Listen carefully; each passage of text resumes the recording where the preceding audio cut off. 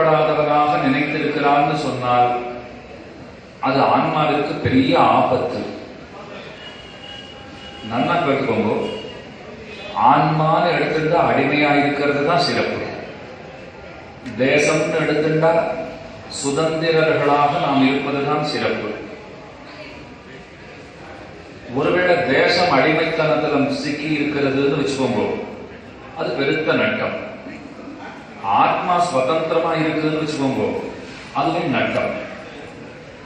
ஆத்மான அடிமையாத்தான் இருக்கணும், தேசம்னா சுதந்திரமா தான் இருக்கணும்.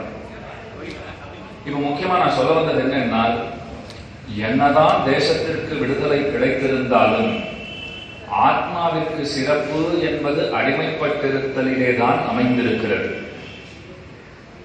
சுதந்திர தினமும் அதுவுமா இன்னமும் நாம அடிமைகள்னு சொல்றது நன்னாவியேன்னு